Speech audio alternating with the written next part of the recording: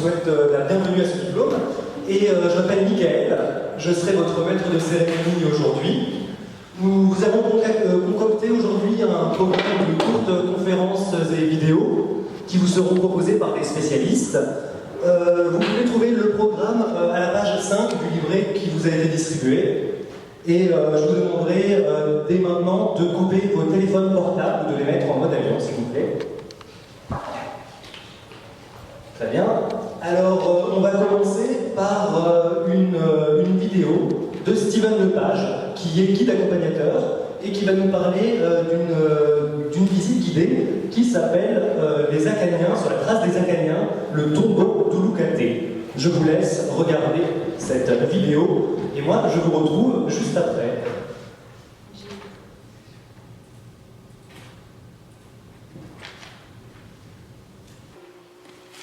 Bonjour, je suis Steven Lepage, animateur du patrimoine, expert en relations communicationnelles et publiques, ainsi que guide accompagnateur en secteurs locaux.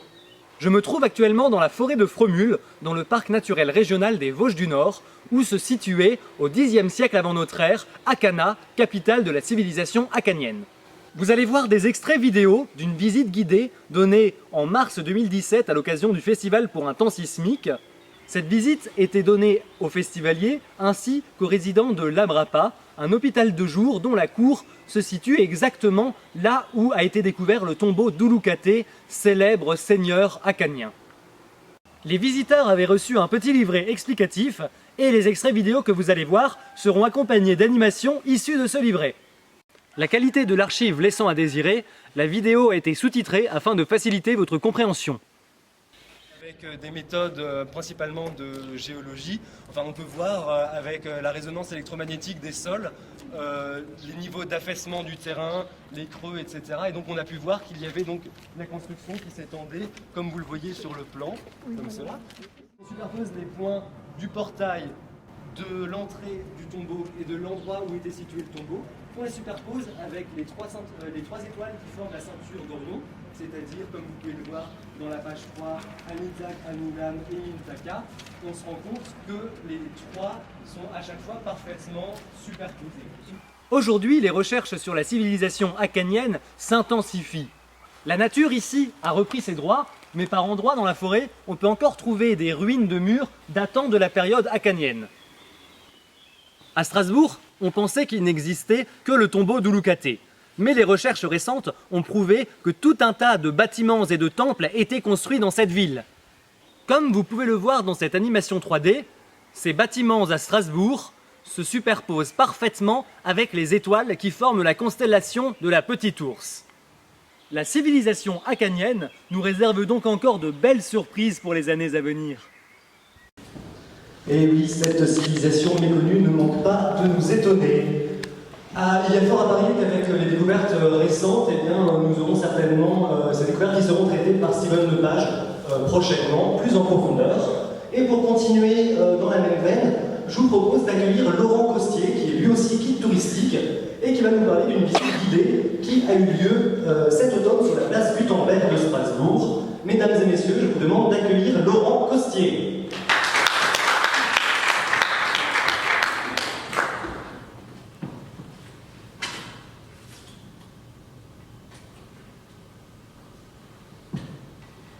Bonjour, alors voilà, comme vous pouvez voir, effectivement, je suis Laurent Costier, moi aussi je suis guide et je vais vous parler d'une visite que j'ai proposée le 4 octobre 2017 à l'occasion du festival Exhibiphonique à Strasbourg.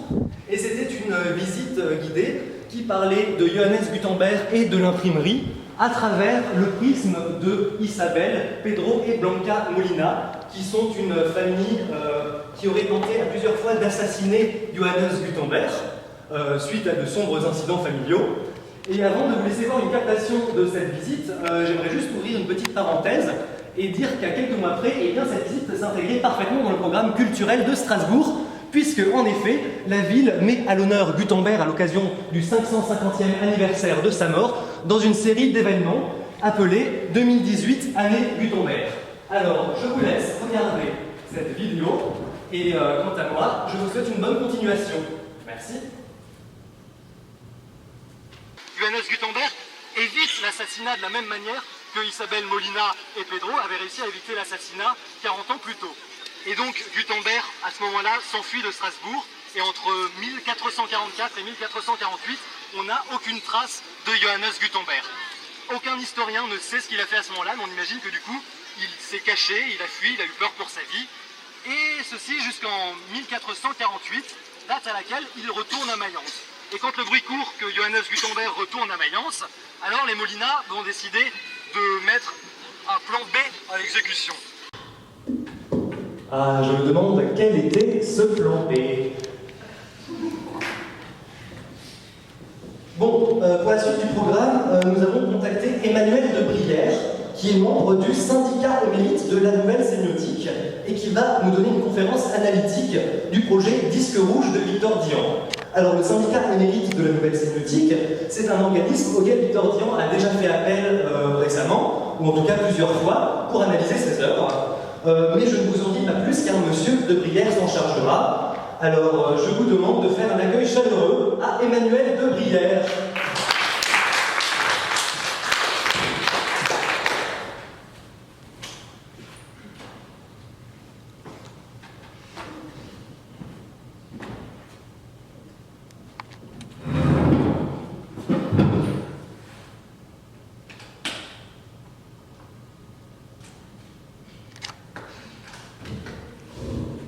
Bonjour.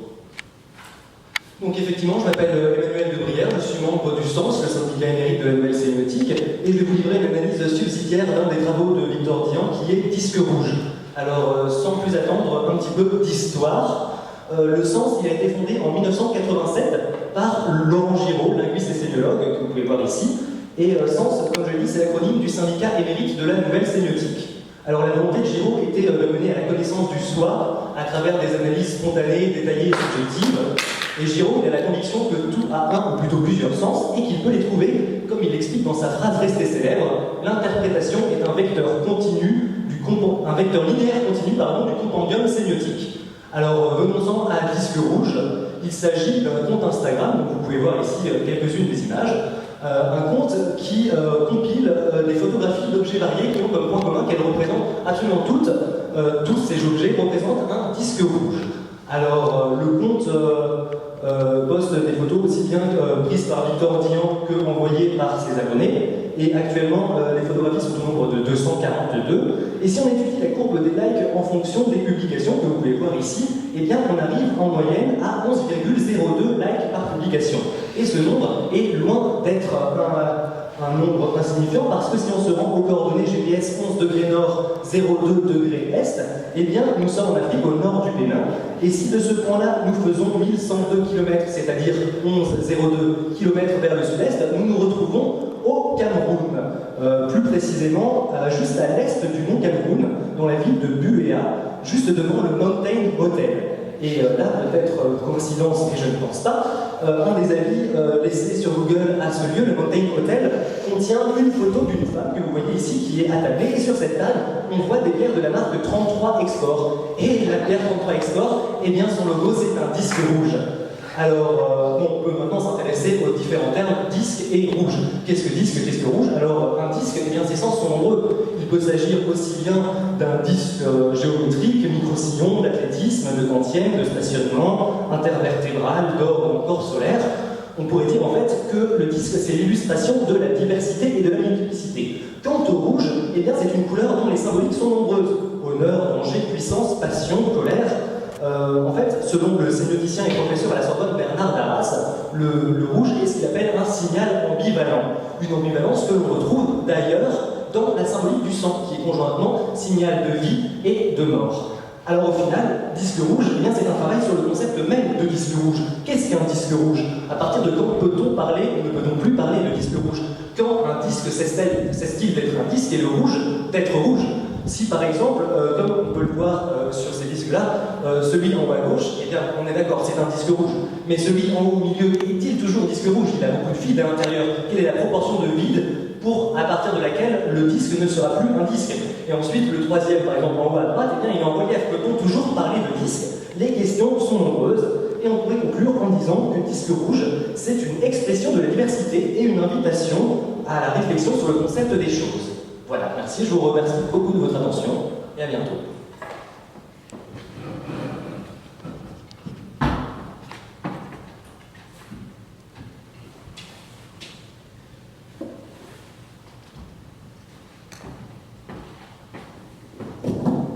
Oui, on a eu un petit problème.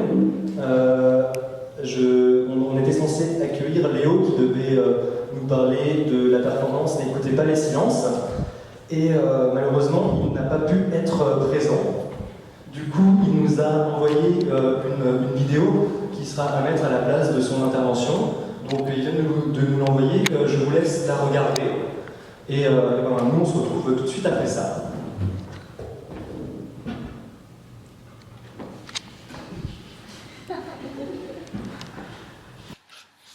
Bonjour, je suis Léo. J'ai 1 minute pour vous parler de N'écoutez pas les silences, alors j'espère que je ne vais pas être trop long. N'écoutez pas les silences, c'est une performance réalisée pendant Inact, un festival de performance intermédiaire par le collectif Les Yeux Verront en début mai. Un plateau de télévision avait été recréé pour cette pièce en 3 actes, réalisés à l'envers, c'est-à-dire que la temporalité du récit était inversée par rapport à la chronologie réelle. Nous mettions en scène 20 minutes par soir, pendant 3 soirs d'affilée, un enregistrement d'une émission qui tournait au désastre. Le dernier jour, donc le premier dans l'histoire, une crise éclatait sur le plateau, comme le montre cette vidéo.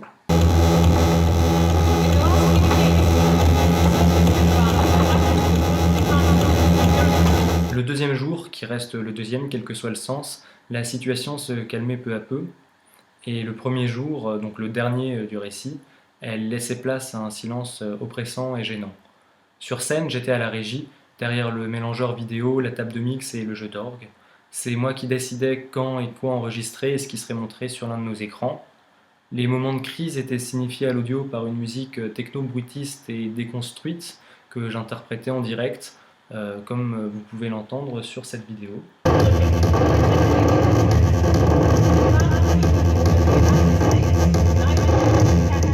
J'espère ne pas vous avoir trop retardé, je rends l'antenne, merci.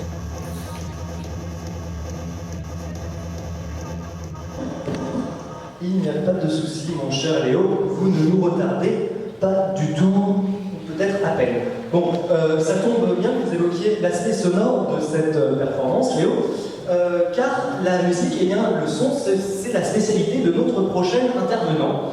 Alors avant d'accueillir Victor Dian en personne, je vais vous demander d'accueillir chaudement Milo Janek, qui est musicologue diplômé en sonorité actuelle et critique musicale à ses heures perdues, pour nous parler du CNR-LRF, un projet musical de Victor Dian.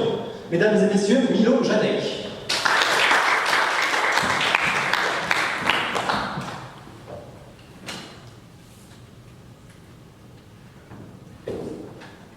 Bonjour. Alors,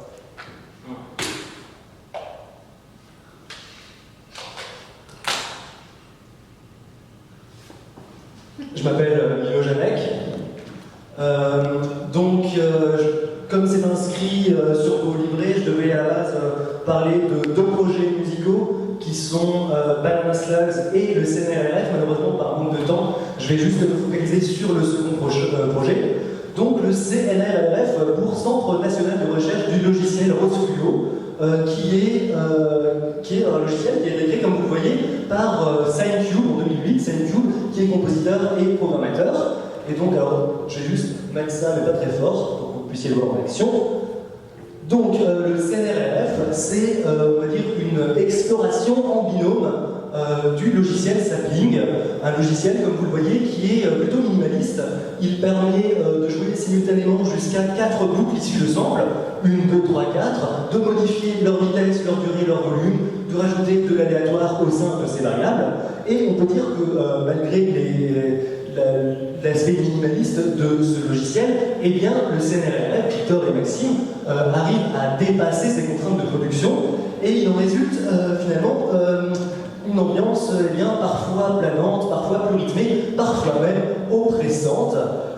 avec une focalisation sur ce que l'on pourrait appeler l'esthétique de la boucle. Car comme le disait Terry Riley, quand il y a, compositeur très connu, hein, quand il y a des boucles et des répétitions, tu peux rentrer plus profondément dans la musique, tu peux t'imprégner du paysage musical. Alors je vais vous laisser vous imprégner à votre tour du paysage musical du CNRRF, et pour ma part, je vous souhaite une bonne continuation. Merci beaucoup.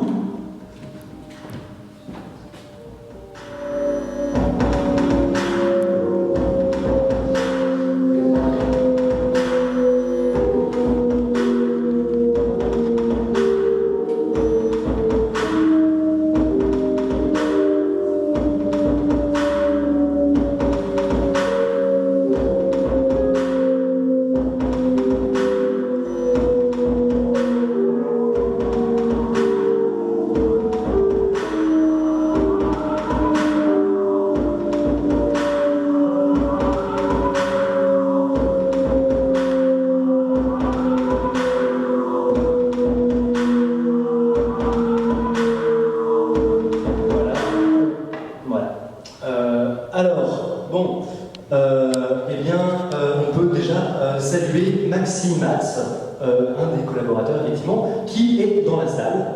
Ce cycle d'intervention touche malheureusement déjà à sa fin. Et comme le disent nos amis d'outre-Manche, last but not least, je vais vous demander d'accueillir en chair et en os Victor Dian. Mesdames et messieurs, Victor Dian.